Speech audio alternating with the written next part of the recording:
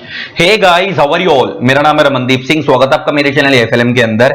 And guys, आज हम लेकर आए हैं आप लोगों के सीएमए इंटर लॉ के पेपर का रिव्यू। बहुत डिटेल्ड एनालिसिस करवाऊंगा कि किस किस क्वेश्चन का क्या क्या आंसर होना चाहिए था। ऑल्दो मैं पूरा पेपर में एमसीक्यू तो आपके सारे सॉल्व करवा दूंगा, प्लस बाकी पेपर तो स्ट्रेट फॉरवर्ड ही था। एक आध डायरेक्टर की केस स्टडी थी जो टेक्निकल आई थी पेपर में, उस केस स्टडी को भी सॉल्व करवा दूंगा ताकि आपको पता लग सके कि इनके आंसर क्या होने चाहिए थे।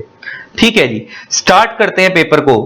पेपर एज सच जितने बच्चे हमसे पढ़े हैं आपको समझ आ गया होगा देखते ही। जो हमारे गूगल ड्राइव पेन ड्राइव वाले बच्चे, एक एक अक्षर क्लास का कराया हुआ था, जिसने हमारी बुक करी और लेक्चर करी है, तो ऐसी कोई चीज नहीं थी। इवन जो चॉइस वाले क्वेश्चन थे ना, वो भी हमारे कराए हुए थे। तो अभी हम स्टार्ट करते हैं सेक्शन ए। तो आप आंसर्स को अपने नोट डाउन करते रहना। पहला आता है, लोक अदालत और people's court have been established by the government to settle dispute by way of conciliation. इसका आंसर तो यही है। हमारे इंडिया में लोक अदालत क्यों बनाई गई? कंसिलिएशन करके, मतलब सामने आपस में बातचीत करके सेटल करवाने के लिए बनाई गई है। तो इसका आंसर होगा ए, कंसिलिएशन। तो हमने यहां पे लिख भी दूंगा मैं, साथ साथ मैंने लिख दिए हैं सारे के सारे। तो इसका फर्स्ट का आंसर है ए। ठीक है जी, कंसिलिएशन। आगे बढ़ते हैं। Next, when the consent is caused by undue influence, the agreement under section 19A is illegal, valid, void, voidable. Voidable, इसका आंसर होगा डी, voidable। होता क्या है? undue influence का मतलब होता है किसी के ऊपर मेंटल प्रेशर क्रिएट करना। तो अगर आपने किसी पे मेंटल प्रेशर क्रिएट करके सामने वाले से कॉन्ट्रैक्ट एंटर करवा लिया है, तो सामने वाले व्यक्ति के पास चॉइस है कि वो उस कॉन्ट्रैक्ट को वैलिड बनाए या वॉइड बनाए। और एक ऐसा कॉन्ट्रैक्ट जिसको दुखी पार्टी चाहे तो वैलिड बनाए, चाहे तो वॉइड बनाए, ऐसे कॉन्ट्रैक्ट को वॉइडेबल कॉन्ट्रैक्ट बोलते हैं। तो सेकंड का आंसर होगा डी, वॉइडेबल। तो सेकंड का आंसर है डी, मैंने लिख दिया है वॉइडेबल। ठीक है जी, आगे बढ़ते हैं। Third, an unlawful act by which an intending purchaser is prevented from bidding. इसको हम बोलते हैं डैंपिंग। इंडिया में क्या होता है कि देखो, आपको पता होगा ऑक्शन सेल होती है जहां पे बिडर जाते हैं, जिसकी जितनी औकात है वो उसके अकॉर्डिंग बिडिंग लगाता है, जिसकी जितनी जेब में पैसा है। तो जो बंदा बिडिंग लगाता है, तो हर व्यक्ति के पास, जिसके पास पैसा है, उसको बिडिंग लगाने का अधिकार है। तो अगर आप किसी बायर को जो इच्छा रखता है प्रोडक्ट खरीदने की, और आप उसको प्रोडक्ट खरीदने नहीं दे रहे, तो उस केस में ऐसी एक्टिविटी को, या उसको आप प्रोडक्ट खरीदने से रोक लगा रहे हो, ऐसी एक्टिविटी को हम बोलते हैं डैंपिंग। तो इसका आंसर होगा थर्ड का सी, डैंपिंग। नेक्स्ट आगे बढ़ते हैं। Fourth, the Negotiable Instrument Act makes specific mention of the three instruments, namely check, bill of exchange and promissory note. आपको पता होगा नेगोशिएबल इंस्ट्रूमेंट मेनली तीन चीजों में डील करता है, चेक में भी डील करता है, प्रोमिसरी नोट में भी डील करता है, और बिल ऑफ एक्सचेंज में भी डील करता है। तो इसका आंसर होगा ए, प्रोमिसरी नोट। फोर्थ का आंसर होगा ए, प्रोमिसरी नोट, मैंने लिख दिया है। ठीक है जी, आगे बढ़ते हैं। आगे बढ़ते हैं नेक्स्ट एमसीक्यू पे।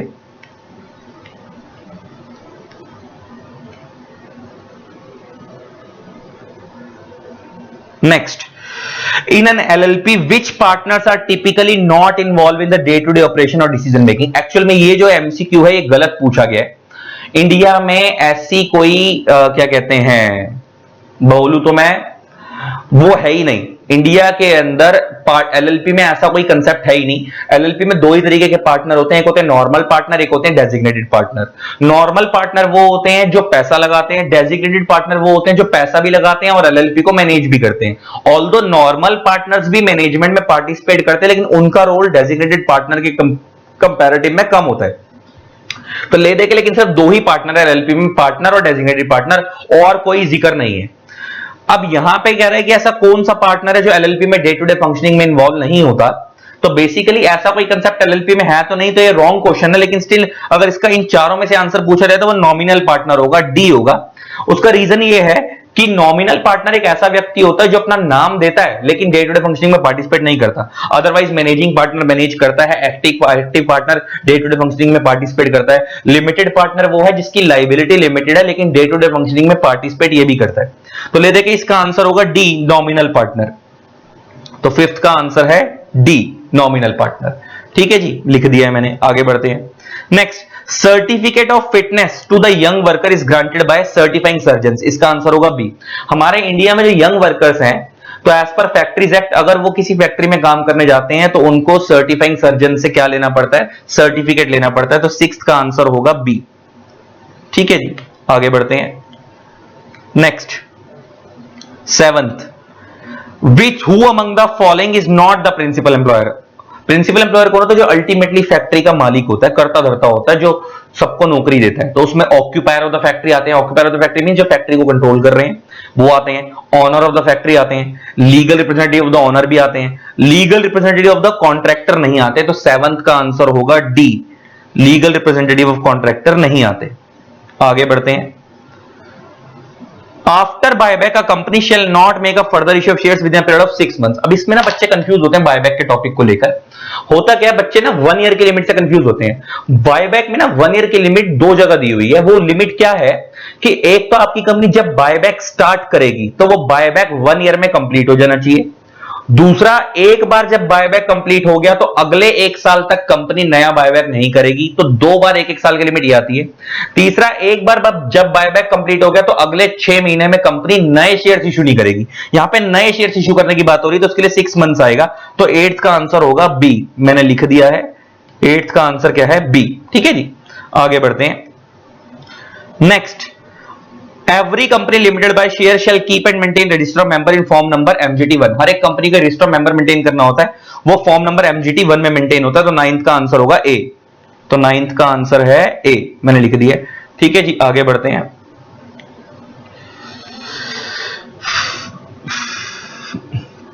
Next, the matters that shall be contained in the AOA of a company limited by share have been prescribed in table F। Actual में क्या होता है, कंपनी लॉ में ना मॉडल आर्टिकल्स और मॉडल मेमोरेंडम दिए हुए हैं। मतलब अगर आपकी कंपनी लिमिटेड बाय शेयर्स है तो उसको टेबल ए फॉलो करना होता है मेमोरेंडम के लिए। कि मतलब सरकार ने आपको बने बनाए फॉर्मेट दिए हैं, उसको हम बोल रहे हैं यहाँ पे फॉर्म, और उसके लिए सरकार ने टेबल बताई हुई है। मान लो अगर आपकी कंपनी लिमिटेड बाय शेयर है तो वो टेबल ए का फॉर्मेट फॉलो करेगी एमओए बनाने के लिए, और टेबल एफ का फॉर्मेट फॉलो करती है एओए बनाने के लिए। तो यहां पे वो एमओए के बारे में नहीं पूछ रहा, एओए के बारे में पूछ रहा, तो उसके लिए टेबल एफ फॉलो किया जाता है। तो 10th का आंसर होगा सी, टेबल एफ। 10th का आंसर होगा सी, टेबल एफ। 10th का आंसर हो गया सी, टेबल एफ। ठीक है जी, नेक्स्ट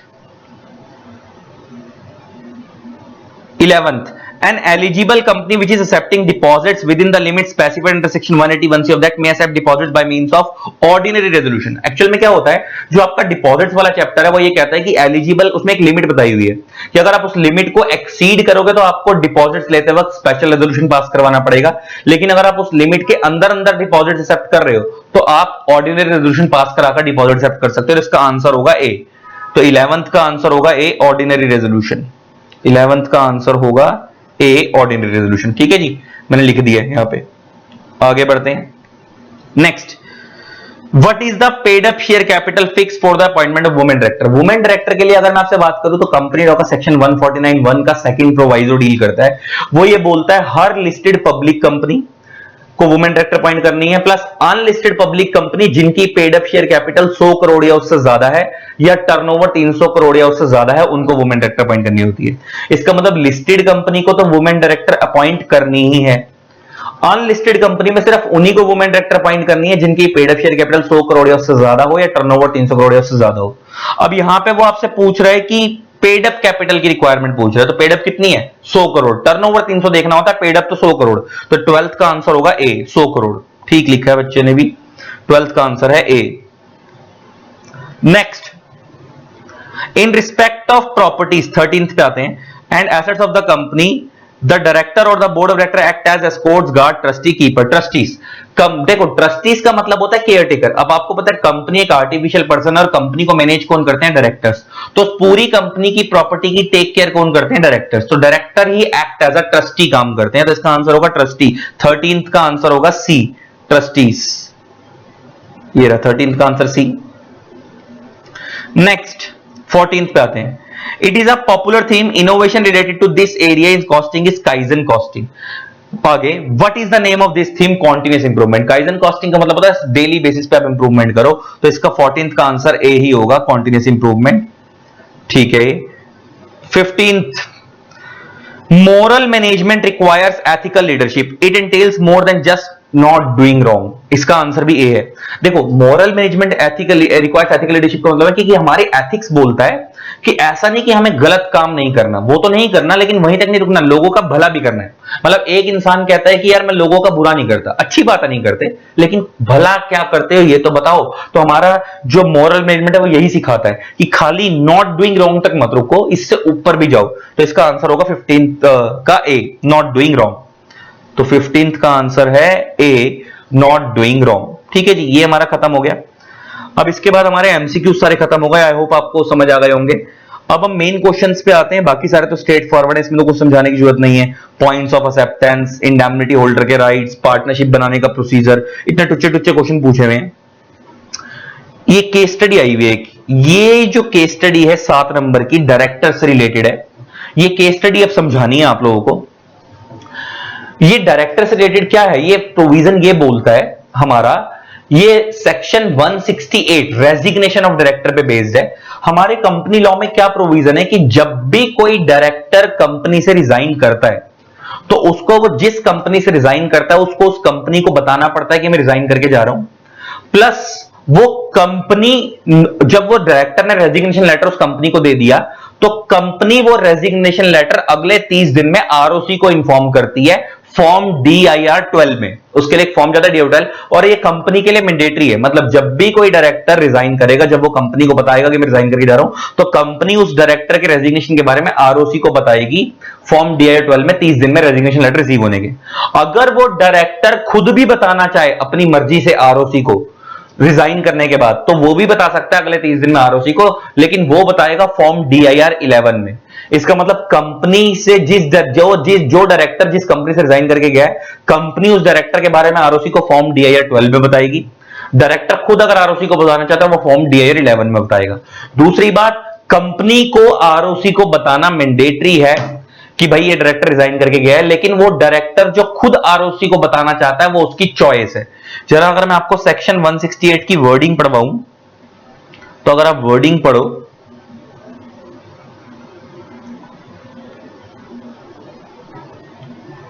अगर मैं आपको वर्डिंग पढ़वाऊं, appointment and qualification of directors, section 168 पे चलते हैं।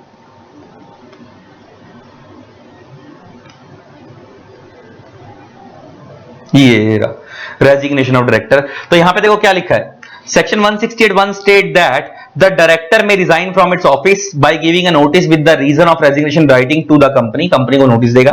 The board on receipt of notice from the director shall take the notice, director उसके बारे में नोट कर लेंगे अपने पास। The company shall means mandatory within 30 days from the receipt notice of resignation from director intimate the register in form DIR 12। तो जैसे ही वो कंपनी के पास रेजिग्नेशन लेटर आया उसके 30 दिन में कंपनी आरओसी को बताएगी। एक तो ये बात हो गई। फिर नीचे बोलता है जो डायरेक्टर खुद रिटायर करके गया, अब यहां पे लिखा है may within 30 days from his resignation forward the copy register forward to the register और copy of his resignation form number DIR 11। इसका मतलब देखो यहां मे लिखा, ऊपर शैल लिखा था, और यहां पे फॉर्म DIR 11 है, ऊपर DIR 12 था। इसका मतलब जब कोई डायरेक्टर किसी कंपनी से रिजाइन करके जाता है तो वो कंपनी उस डायरेक्टर के बारे में आरओसी को बताएगी फॉर्म DIR 12 में, और वो डायरेक्टर खुद अपने बारे में अगर रिजाइन करके गया, अगर वो बताना चाहता है तो बताए, वो बताएगा DIR 11 में। इसका मतलब कंपनी को उस डायरेक्टर के रेजिग्नेशन के बारे में आरओसी को बताना मैंडेटरी है, लेकिन डायरेक्टर बताना चाहे ना बताना चाहे उसके पास चॉइस है आरओसी को। अब इस क्वेश्चन में क्या हुआ था, पहले इस क्वेश्चन को पढ़ो। कहता है mister Mohan is a director of a company MCI limited. Mister Mohan एक डायरेक्टर है कंपनी का MCI लिमिटेड, एक company MCI limited, mister Mohan वहां का डायरेक्टर है। Company has received a notice on 5 July from the government department for non compliance of laws by the company. उस company को 5 जुलाई 2024 को एक लीगल नोटिस आता है कि आपकी कंपनी ढंग से लॉ फॉलो नहीं कर रही, तो आपके ऊपर हम एक्शन लेंगे। Mr. Mohan has sent his resignation unilaterally to the company secretary on 6 July 2024 without sending a notice to the ROC. तो मिस्टर देखो 5 जुलाई को कंपनी के पास नोटिस आया सरकार से कि तुम लॉ फॉलो नहीं कर रहे, ढंग से हम एक्शन लेंगे। 6 जुलाई को मिस्टर मोहन जो डायरेक्टर है वो वहां से भग लिया, रिजाइन करके सीएस को कंपनी के मतलब कंपनी को उसने इन्फॉर्म कर दिया कि मैं रिजाइन करके जा रहा हूं, लेकिन उसने आरओसी को नहीं बताया। तो कोई दिक्कत नहीं है, अभी हम पढ़ के आए हैं पीछे 168 में कि कंपनी को उस डायरेक्टर के रिजाइन के बारे में आरओसी को बताना जरूरी है, लेकिन उस डायरेक्टर को खुद आरओसी को बताना जरूरी नहीं है। तो यहां पे उस डायरेक्टर ने अगर आरओसी को नहीं भी बताया तो कोई दिक्कत नहीं है। आगे जब उसने नोटिस रिजाइन करा तो उसने लिखा कि भाई मैं रिजाइन करके जा रहा हूं पर्सनल रीजन से और मेरा रेजिग्नेशन 1 जुलाई 2024 से इफेक्टिव हो गया। समझने वाली चीज है, मतलब 5 जुलाई को लीगल नोटिस आया कंपनी के पास, सरकार के पास से कि तुम लॉ फॉलो नहीं कर रहे। 6 जुलाई को डायरेक्टर रिजाइन करके भागा, लेकिन उसने जब 6 जुलाई को रिजाइन करा तो उसने बोला कि भाई मेरा रिजाइन 6 से इफेक्टिव नहीं होगा, 1 तारीख से ही इफेक्टिव होगा। 1 जुलाई से मतलब वो 5 दिन पहले से रिजाइन इफेक्टिव करवा रहा है। ऐसा क्यों करवा रहा है? ताकि वो ये दिखा दे कल को बात खुले कि भाई मैं तो जब कंपनी के पास 5 जुलाई को लीगल नोटिस आया था, मैं तो उससे पहले 1 जुलाई को कंपनी छोड़ के जा चुका था। ऐसा वो इसलिए करना चाह रहा है। चेयरमैन ने उसका रेजिग्नेशन लेटर एक्सेप्ट करा 9 जुलाई को। क्योंकि कंपनी के पास वो 9 जुलाई को रिसीव हुआ। अब जरा समझो, डेट्स में कंफ्यूज मत होना। 5 जुलाई को कंपनी के पास लीगल नोटिस आया कि तुम्हारी कंपनी लॉ ढंग से फॉलो नहीं कर रही। 6 जुलाई को डायरेक्टर रिजाइन करके भाग गया और उसने बोला मेरा रेजिग्नेशन 1 जुलाई से इफेक्टिव होगा, मतलब बैक डेट से इफेक्टिव होगा। लेकिन उसका रेजिग्नेशन लेटर कंपनी के पास उसने दिया तो 6 को था, लेकिन कंपनी के पास वो लेटर 9 तारीख को पहुंचा, तो चेयरमैन ने अपने रिकॉर्ड में एंट्री 9 तारीख से डाली है। अब वो तो इसलिए भागा ताकि उसकी कोई लायबिलिटी ना आए, क्योंकि वो तो ये दिखाना चाह रहा है कि मैं तो उससे पहले चला गया। तो एक कंपनी का दूसरा डायरेक्टर है ए, वो ये कह रहा है कि ये रेजिग्नेशन वैलिड नहीं है बिकॉज ये रेजिग्नेशन लेटर उस डायरेक्टर ने आरओसी को नहीं दिया। तो मिस्टर मोहन कह रहा है कि भाई मैंने अपना रेजिग्नेशन लेटर कंपनी को दे दिया, बात खत्म हो गई, मेरी कोई लायबिलिटी नहीं है, आरओसी को नहीं देना। तो वो आपसे पूछ रहे examine the validity as per company act, क्या उसकी कोई लायबिलिटी बनती है? तो सर इसका आंसर पहले तो ये समझो कि पहली बात उसने आरओसी को नहीं दिया, इसमें कोई दिक्कत नहीं है, क्योंकि अभी हम पढ़ के आए हैं कि जब कोई डायरेक्टर रिजाइन करता है तो वो कंपनी को बताता है, तो कंपनी को आरओसी को बताना मैंडेटरी है, उस डायरेक्टर को खुद आरओसी को बताना मैंडेटरी नहीं है, उसके पास चॉइस है। तो उसने जो आरओसी को बताया नहीं, जो उसने आरओसी को नहीं बताया, तो उसमें कोई दिक्कत नहीं है, ये बात तो सही है। लेकिन जो दूसरी चीज है कि ये रेजिग्नेशन उसका वैलिड माना जाएगा नहीं, क्या उसके ऊपर कोई लायबिलिटी आएगी या नहीं, अब वो समझना है। देखो उसकी डेट समझनी पड़ेगी, उसका रेजिग्नेशन कब इफेक्टिव माना जाएगा, उसके लिए पहले हम लॉ का प्रोविजन पढ़ते हैं। हमारा लॉ ये कहता है कि इफेक्ट ऑफ रेजिग्नेशन कब से होगा, आप कोई भी डायरेक्टर जब रिजाइन कर जाएगा उसका रेजिग्नेशन इफेक्टिव कब से माना जाएगा, तो कहता है the notice shall become effective कब से, from the date on which the notice receive by the company, जिस दिन कंपनी ने नोटिस रिसीव करा वो वाली डेट, या date if any specified by director in the notice, या डायरेक्टर ने अगर कोई नोटिस में डेट बताई है वो वाली डेट, दोनों में से जो बाद वाली डेट निकल कर आएगी उस दिन से आपका रेजिग्नेशन इफेक्टिव माना जाएगा। तो डेट कौन कौन सी मैंने बोली, जिस दिन कंपनी को नोटिस रिसीव हो वो कब रिसीव हो, 9 जुलाई को, और डेट जो कि नोटिस में मेंशन है वो कौन सी वाली डेट है, 1 जुलाई, क्योंकि वो ये उसने क्या लिखा था 6 जुलाई को जब उसने नोटिस दिया तो उसने बोला मेरा रेजिग्नेशन 1 जुलाई से इफेक्टिव है। तो यहां पे हमने 2 डेट निकाल ली, जरा नीचे की तरफ आते हैं। देखो date of receiving notice company के पास कब आया था, 9 जुलाई को, ये देखो लिखा हुआ ना यहाँ पे, जरा इस तरफ चलें, क्वेश्चन में आए वापस, तो कंपनी के पास देखो यहाँ पे लिखा हुआ 9 जुलाई को इफेक्टिव हुआ, चेयरमैन के पास 9 जुलाई को आया था, लेकिन उसने उसमें नोटिस में डेट कौन सी डाली थी, 1 जुलाई। तो जरा अगर हम फॉर्मूला देखें तो वो क्या बना, डेट ऑफ रिसीविंग कंपनी के पास 9 जुलाई, date mention in the notice कौन सी, 1 जुलाई, विच एवर इज लेटर, दोनों में से जो बाद वाली है, तो बाद वाली कौन सी, 9 जुलाई, तो उसका रेजिग्नेशन इस डेट से इफेक्टिव माना जाएगा। इसका मतलब उसका रेजिग्नेशन वो भले ही 6 तारीख को दिया, कंपनी में 9 को पहुंचा, और भले उसने नोटिस में 1 तारीख की डेट मेंशन की थी, लेकिन लॉ क्या कहता है, जो डेट मेंशन करी है और जो कंपनी पे जिस दिन रिसीव हुआ, दोनों में से जो बाद वाली डेट है हम उस दिन से इफेक्टिव मानेंगे। तो दोनों में से बाद वाली डेट 9 जुलाई है, तो उसका जो रेजिग्नेशन है वो 9 जुलाई से इफेक्टिव माना जाएगा। और कंपनी के ऊपर लीगल नोटिस कौन सी तारीख को आया था, 5 जुलाई को आया था, इसका मतलब वो उस 9 जुलाई से पहले पहले की डेट है, इसका मतलब उस तारीख को वो कंपनी में डायरेक्टर था, तो इसका मतलब उन वाली लाइबिलिटीज में जो उसने कंपनी ने लॉ फॉलो नहीं करा और जो अब गवर्नमेंट एक्शन लेगी उस कंपनी के ऊपर, उस लाइबिलिटी के ऊपर वो डायरेक्टर भी जिम्मेवार होगा। तो यस, तो अब आपसे जो इस क्वेश्चन में 2-3 चीजें पूछी गई थी, पहले तो रेजिग्नेशन के प्रोविजन बताओ, वो हमने समझा दिए। दूसरा आपसे पूछा गया कि उसको आरओसी को बताना जरूरी है, तो बताना तो जरूरी नहीं है। तीसरा कि वो रेजिग्नेशन इफेक्टिव कब से होगा, तो इस डेट से होगा, तो उस इफेक्टिवनेस के बेस पे क्या उसकी कोई लाइबिलिटी बनेगी, डेफिनेटली बनेगी, क्योंकि इस रेजिग्नेशन डेट से पहले जो भी उस कंपनी में गलत काम हुआ है उसके लिए वो जिम्मेवार है, और कंपनी में लीगल नोटिस 5 जुलाई को आया था और रेजिग्नेशन उसका इफेक्टिव 9 जुलाई से माना जा रहा है, तो उसकी लाइबिलिटी डेफिनेटली बनेगी, जो भी सरकार इंपोज करेगी उसको चुकानी पड़ेगी। तो ये इसका आंसर था। आई होप आपको समझ आ गया होगा, बहुत डिटेल में मैंने सारी चीजें डिस्कस करी है। Love you all. जिन लोगों ने चैनल को सब्सक्राइब नहीं करा, सब्सक्राइब कर देना, साथ में बेल आइकन को प्रेस कर देना, ताकि आप लोगों को मेरे न्यू वीडियोस की नोटिफिकेशन मिलती रहे। Thanks a lot, bye bye, Tata.